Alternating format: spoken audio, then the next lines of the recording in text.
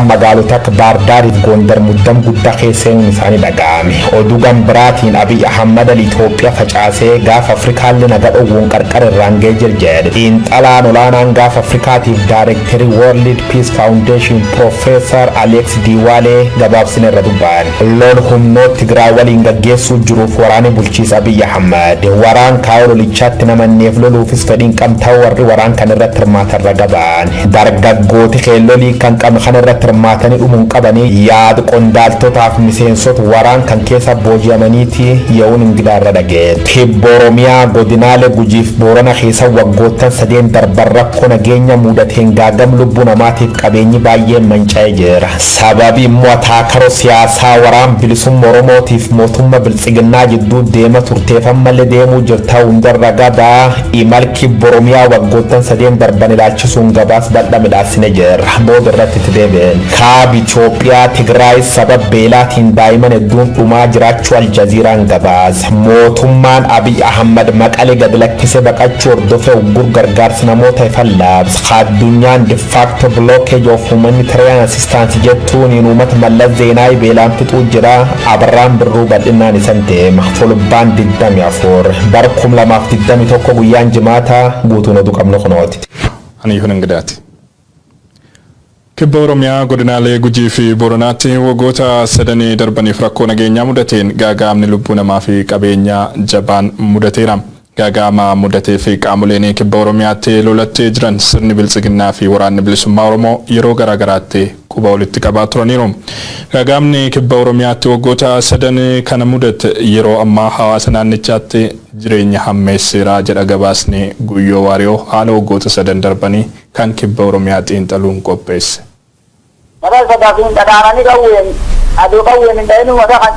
Rakkoo nageenya waggoottan sadeen darban Oromiyaa Kibba Gujiif Booran keessatti taateen namooti baay'ee yoo ajjeefaman hedduun qe'eef qabeenya isaanirra buqqa'uun kaan immoo hidhaaf gargara kakkaatiif saaxilaman. Gabaas bar 2019 kee jaarmiyaan mirgilmaan namaatiif falmamnes intarnaashinaal balbaloomseen namooti baay'een sababa waraan bilisummaa Oromoo soortan achi keessa firqabdan yookaan waraan kanaa waltidhat qabdan jedhuun jumlaan rashanamuu dabri immoo manirra gubamuu fuulumata durarra saasaan tumanii jeefamu jaarmiyaan kun ragabaay. Rakkoo gaagam mirgilmaan namooma Amnesty International gaafas Gujii keessatti himatuuf bulchaan godin Gujii lixa gaafas Abbabarra Bunnoo gaafiif deebi'oo min waliin gaafas godheen akkan jechuun deebiisa. Siyaas kaleensi asitti dhaame ol gaafaatii taate wanna hon jedhanii hojjetan malee godina kiyya keessa wanna akkasiiti. Abbabarra maqballeessi jettan waan hoomi sanirra kacuuf maqballeessiitiin dabruu jirtan gabaasa Amnesty maqballeessi jettani guutuma decline gootan Gujii keessan nami duun hidhamuun irra deebiin koommatamuu jirtan kan keessa tokkolle akka balleessa atin fudhattani ta'e. Baalaansi godhuu qaba. Dhufee laalee nama tokko qofaan dippendensi ta'e indipendensii muti dhufee gaafa leellaabe tokko qaama shanee kan sacho waa isaan raawwatan uummata keenya waa isaan tolchan waan qotoon gabaafii callisee ta'e miseensota shaneetii shanee qotu gaafatee ta'e haallee shanee uummata irra dhowwuuf itti gaafatamu haa qabdanii san malee uummataa miti uummati nageenyi uummata hin eegamne godin kan kee duddu daawwaat dhiibba dhaqqabdu uummatii macha ture Amnesty gabaasa ture balleessa shaneettanii qaam tokko maxxansiisan san akka mootummaatti san tin ulfaatu. Akkas jettee as gaafatuu hin dandeessu akka nama joornaalistii tokkootti baalaansi godhi gaafatu wal akkas jettee gaafachuu hin dandeessu. Abbabarra qofaa miti qondaaltoti mootummaa godin Gujii lixaa Booran Gujiif Booran liiban bulcha turaniif bulcha jiran cufir deddeebini jecha uummata nagaa dabalate rakkoo uummata nagaa jiru jibbisiifti kanaaf waraan bilisummaa Oromoo alaatu. Ajajooti waraan kana jechuun Cibra Soddon Booroo jechuunis Booran keechochorra hoogganaan liiban gurraachaa Cibra Odaa Adoolais Gujii kee garmaamuuf jimaree baay'ee deddeebiin himata mootummaa kan jabeessanii mormachaa turan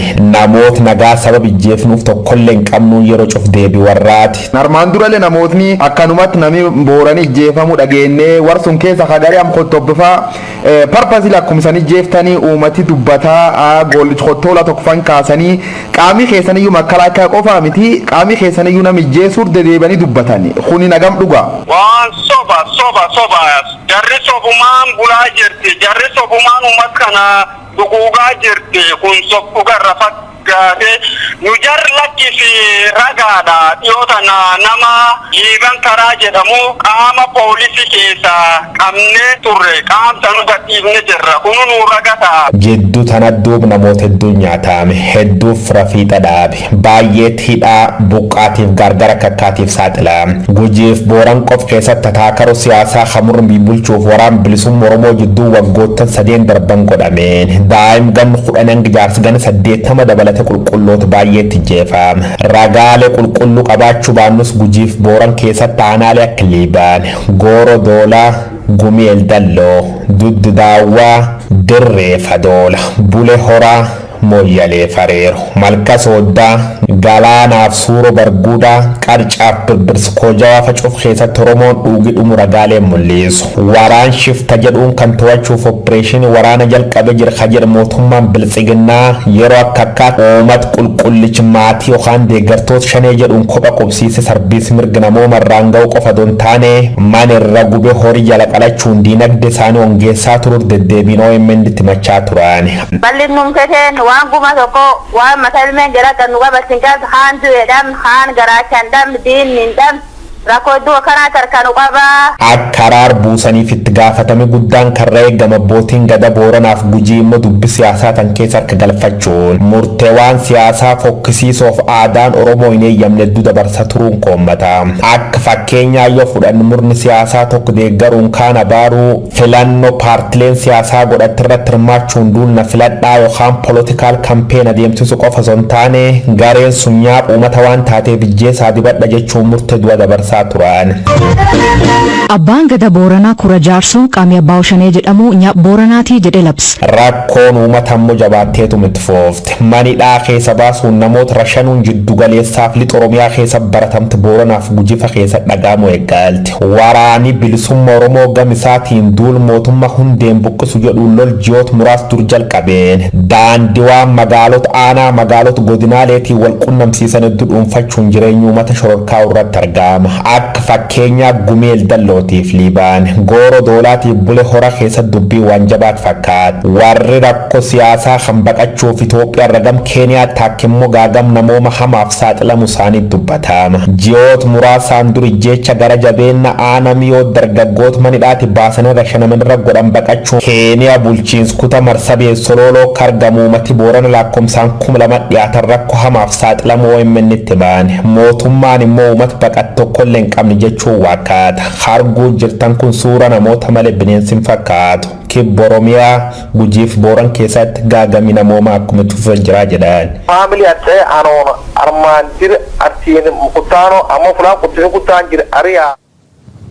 Garuu keenyatti aanuti wayitaa ceenu ammoo lola humnoota Tigraay waliin geggeessaa jiruuf waraanni bulchiinsi Abiy Ahmed hiriirse waraana kaayyoo lolichaatti hin amannee fi loluufis fedhii hin qabne ta'uun dirree lolaa jijjiiruuf danda'eera jedhu namoonni lolicha keessatti qooda fudhatan. Dargaggoonni humna haaraa irra jireessaan Oromiyaa fi naannoo kibbaatii guuramee lola kanaaf duulaa jirus humna muuxannoo fi leenjii waraanaa gahaa hin qabne hololaa kaadireen oofamee faayidaa fi kan deemu malee miira biyyaa fi loluu kan of keessaa hin qabne ta'uutu himama. Qondaalonni fi miseensonni waraanaa lola kana keessatti booji'aman haaloti dirree waraanaa irratti argaa jirru. Bu'aan lola kanaa kan tilmaamameen ala ta'uu mul'isa. Dargaggoon keenya lolaa hiika hin qabne kanaaf hiriiranii dhumuurraa ofaa qusatanii jechuu irratti argamu. Guutuun oduu kanaatti aanee dhiyaata. ደብረ ኮሎኔል ካሱ ነው የሚባለው በወገንቴና 52ኛ ክፍለ ጦር የሰባተኛ ሬጅመንት አዛዥ ነበር። ኮሎኔል kun nama umurii isaanii dheeraa raayyaa ittisa biyyaa keessatti dabarsan ta'uu dubbatu miseensa waraanaa sadarkaa gadiirraa kaanii hanga gulantaa waraanaa olaanaa gahuufis danda'anidha. Lola qaammee 5 bara 2013 wagan xeenaa bakka jedhamurraa karaa gaashanaatiin waldayaatti cehuuf taasisaa turaniin humni isaanii haleelamee humnoota Tigraayin booji'amuu dubbatu namni kun. ጳጉሜ 5 መከላከል ወረዳ ላይ ያለን በስተጀርባ ቆረጣ በመምጣት ሰራዊቱ ጥሎ በመሸሽ ወድቀን ቆስለን ነበርና በዛ ምክንያት የዘኔ መጣ 52ኛ 11ኛ አሉ 30ኛ ነው 21ኛ አራት ክፍለ ጦሮች Erga lolli kaaba Itoophiyaatti eegalamees humnoota Tigraayin waraanuu fi kan ammaa dabalatee adda shaniin hiriireen jira jedhu namni kun kallattii hiriiran maraanuu injifatamuu fi waraanni keenya deegamuutu nu mudate jedhu. Kanaaf ammoo waraanichi kaayyoo lolichaatti amanuu dhabuun loluufis fedhii kan hin qabne ta'uun sababa ijoodha jedhan.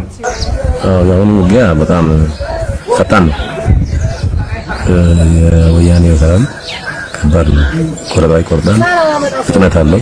የተኩስ አቅሙ የማስተሳሰር ችሎታ የማዋጋት ችሎታ ከፍተኛ ነው።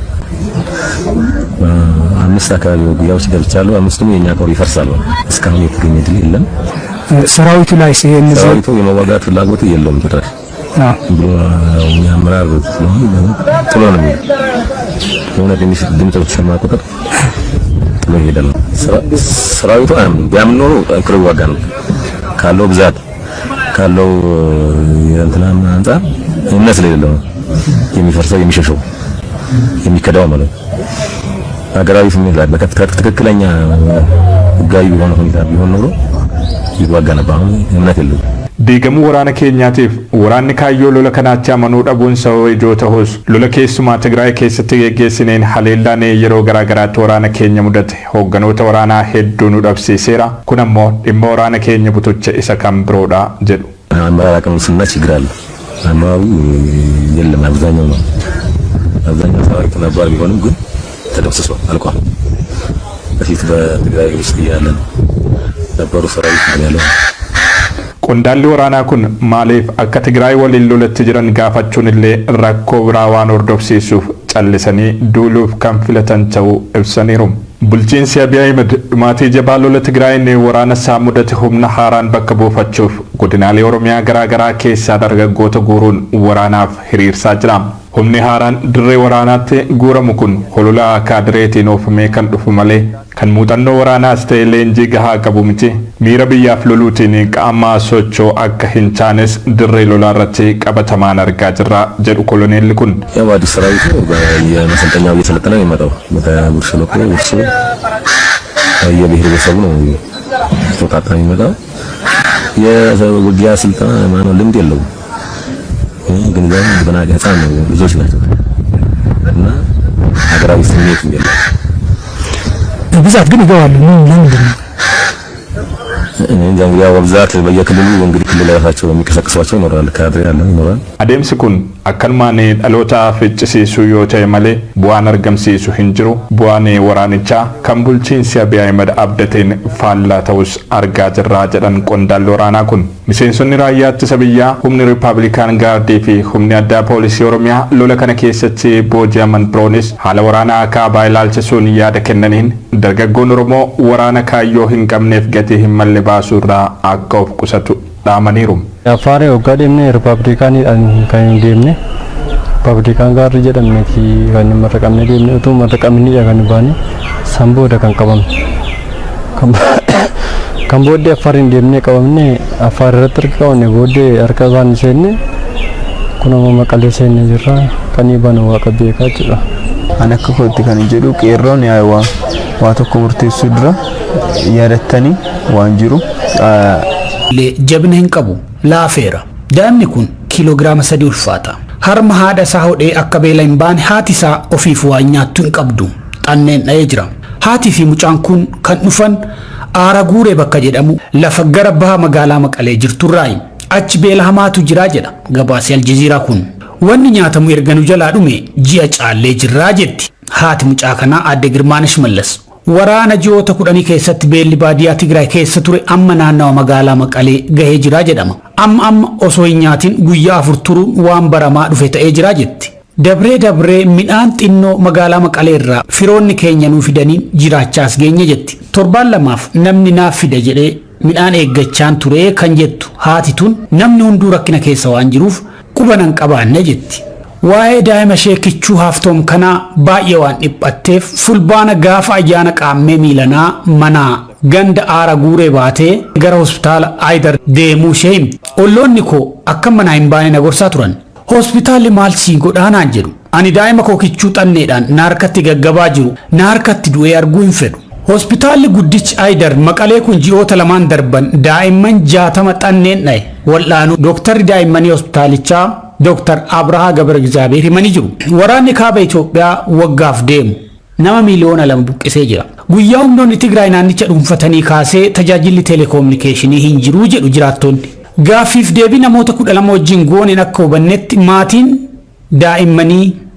daa'imman, dooktaroonni, narsoonni, namoonni buqqaanii jiran hawaasi bal'aan kadhatee nyaachaa jira jedha gabaasi Aljeeziraa kun. Suurii fi suur-sagaleen hospitaala Aydar keessa fudhanne gaagaamni namooma hamaan jiraachuu ragaadha jedha.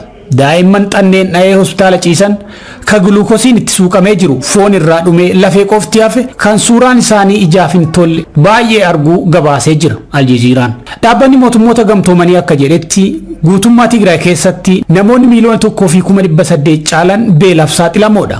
Naannichatti ulaan gargaarsa namoomaa cuccufamee jira. Dhaabbanni mootummoota gamtoomanii balaan namoomaa inni hamaan osoo hin qaqqabin ulaan gargaarsa namoomaa akka banamu irra deddeebiin waamicha gochaa ture. Guyyaatti yoo xiqqaate konkolaattonni nyaataa fi gargaarsa namoomaa nyaata hin ta'in akkanumallee boba'aa fe'an 100 ta'an Tigraay galuu qabu jedha. Garuu ammallee karaan akkuma cuccufametti jira jedha. Mootummaan giddugaleessaa fi humnoonni Tigraay isaantu karaa cufee jechuudhaan qoba walitti qabu. Jiraattonni magaalaa Maqalee Aljeeziraan dubbisee akka jedhanitti loltooti mootummaa giddugaleessaa Tigraay keessaa ba'uu hordofeeti gargaarsi namoomaa ugguramee gaagaamni namoomaa kan hammaate. Haga sanaatti wayyoo qabna turree jedhu. Gabaa nyaata bitachuuf qaala'insa hamaatu jira jedhu. Haalli kun uummanni naannichaa akka karaatti ba'ee kadhatu dirqisiisee jira jedha gabaasi kun. Hospitaala Aydar kan Maqalee jiru keessaa meeshaalee wal'aansa fayyaa dhumaa jiru. Daa'imni kun immoo Gabra Anaaniyaa Tasfaay jedhama. Hospitaala Aydar ciisa. Gabra Anaaniyaan daa'ima 13ti. Ulfaatinni isaa kiiloogiraama 4. Osoo walirraa hin kunne booya. Abbaan isaa Tasfaa hiluuf qonnaan bulaadha. Hagayya 22 gara hospitaalaa fidanii dhufan. Ji'oota 2 oliif nyaata hin qabnu jedhu. Nama kadhannee yoo nageenye aannan akka hin binne bituu hin danda'u. Haati akka noosifne harmi hin ba'uuf. Booya walirraan kutuu jedhu obbo Tasfaay. Boo'icha daa'ima isaanii kichuu kanaan kan dhiphatan obbo Tasfaay yeroon of wareeguuf yaadellee jira jedhu. Dooktarri daa'immanii hospitaala Aydar Dooktar Abrahaan kan kana caala hammaatutti deemaa jirra jedhu. Dhaabbileen fayyaa keenya waan wal'aansa kennaniin fixataa jiru. Aannan damdamannaa daa'immanii 7 booda ni dhuma. Kanaaf 7 booda wal'aansa dhaabullee dandeenya jedhu Dooktar Abrahaan. Ammaaf daa'imman kunneen Haaftoomii fi Gabra Anaaniyaan hospitaala keessaa aannan damdamannaa fudhachaa jiru. Dooktar Sintaayyoo Misgaanaa Daayireektara ittaanaa hospitaala Aydari nyaata hospitaalichi qabu dhukkubsattootaaf kennaa akka jiran dubbatu. Sababa tajaajilli ibsaa nu jalaa ciccituufillee qorannoo dhaabne jirra. Meeshaalee wal'aansaas suphamaa hin jiran. Wal'aansuma bu'uuraa kennaa jirra. Sababa konkolaattonni keenya boba'aa hin qabneef guutummaa Tigraay keessatti hojjettootaa fi ogeeyyii fayyaa gara dhaabbilee fayyaa fiduufillee rakkannee jiru Dooktar Sintaayyoon. Naannicha keessatti namoonni meeqa hanqina nyaata madaalawaan akka dhumanillee beekuu hin dandeenye jiru. Sababa tajaajilli teleekoominikeeshinii adda citeef buufataaleen fayyaa maal keessa akka jiran hin beeknu jedhan. Aljeeziraan dhimma kanarratti deebii dubbii himtuu waajjira ministeera muummee Billanee Siyyuum eegaa turullee haga gabaasi kun ba'utti deebiin argannee jedhee jira. Naannoo Amaaraatti magaalonni Baahir Daarii fi Gondar muddama guddaa keessa seenuun dhagahame. Muddamni kunis kan uumame sochii waraanaa uummanni Qimaantii taasisaa jiruu fi dargaggoonni Amaaraa faannoo jedhamanii of waaman waraana biltsiginnaa irratti haleellaa geggeessuun waan itti fufee fi jedhamee jira. Muddamaa fi sodaa nageenyaa kanarraa ka'uudhaan biltsiginnaan naannoo Amaaraa magaalaa Baahir Daarii fi Gondar keessatti labsii ugguraa adda addaa of keessaa qabu baasuu isaanii miidiyaaleen naannichaa gabaasuu irratti argamu. Akka labsiin naannoon Amaaraa baase kun jedhutti humnoota ajaja mootummaa jalatti gurmaa'anii jiraniin alatti qawwee hidhatanii socho'uun dhorkaa ta'uu agarsiisa labsiin fuula koominikeeshinii naannichaa irratti maxxanfame. Kunis walitti gaarreeffannaa fi muddama faannoo Amaaraa fi caasaa sirna mootummaa biltsiginnaa Abiy Ahimadiin durfamu gidduutti deemaa ture hammaachuusaa kan agarsiisudha jedhamaa jira. Dabalataan leenjiin waraanaa kennamu kamiyyuu sirna biltsiginnaa jalatti hoogganamuu qabaa kan jedhu labsiin naannoo Amaaraa bifa haaraatiin bahe kun tarkaanfiin sirnichaa kunis qoqqooddaa dabballoonni biltsiginnaa naannicha keessatti babal'atee deemaa jiraachuu agarsiisaa jedhameera. Yeroo dhihooti asitti magaalaa Gondarii fi naannoo isheetti faannoo Amaaraa fi waraana biltsiginnaa gidduutti lolli irra deddeebiin uumamuun gabaafamaa tureera. Sababaan lola kana ammoo yaalii saamicha meeshaa waraanaa gurguddaa dargaggoonni Amaaraa waraana biltsiginnaa irratti raawwataa jiran ta'uutu himama. Bifuma wal fakkaatuun waraanni Shaabiyaa Gondar keessa qubatee jiru jiraattota naannichaatiin walitti bu'uun rakkoon hamaan dhalatee akka ture maddeen naannichaarraa beekuun danda'ameera. Akka maddeen naannichaarraa dhaga'amaa jirutti loltoonni Eertiraarraa dhufan konkolaattota saamuudhaan gara Eertiraatti dabarsuuf yeroo yaalii taasisanitti walitti bu'iinsi kun dhalachuuf danda'eera. Waraanni Shaabiyaa armaan durallee saamicha qabeenyaa dabalatee yakkoota waraanaa hedduu Tigraay keessatti raawwatee jira jechuun miidiyaaleen idil addunyaa baay'een gabaasaa jiru. Lolaa fi saamicha magaalaa Gondarii fi naannoo isheetti taasifamaa jiru kanaan gama lamaanuurraa miidhaan dhaqqabe jiraatus sirni biltsiginnaa garuu labsii haaraa magaalota kanneen keessatti baasu malee ammatti kallattiin ibsi kenna hin qabu. Daawwattoota